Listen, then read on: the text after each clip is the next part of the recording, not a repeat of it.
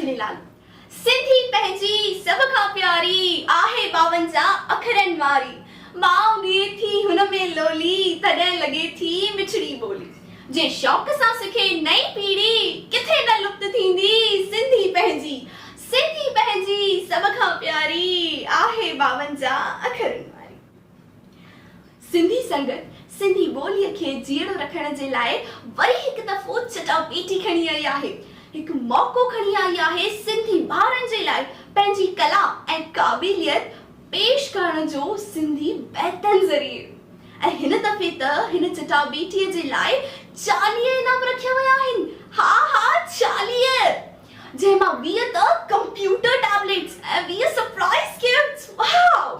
हिन खां सवाइ जेके बि ॿार पार्टिसिपेट कंदा उन्हनि सभिनीनि खे पार्टिसिपेटिंग सर्टिफिकेट्स ॾिना वेंदा ऐं हुननि जा वीडियो सिंधी संगत किड्स ते अपलोड कया वेंदा, जितां सॼी दुनिया जा सिंधी हुननि खे ॾिसी सघंदा।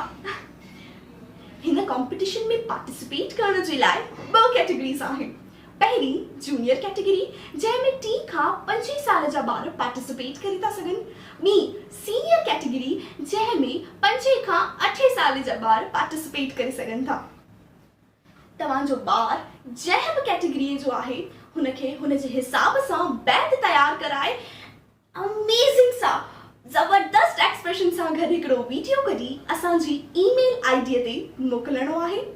हिन सां गॾु जे तव्हांखे असांजी बैत जो लिरिक्स ऐं ऑडियो फॉर्म खपे त असांजी वेबसाइट www.sindhisangat.com ते अवेलेबल आहे।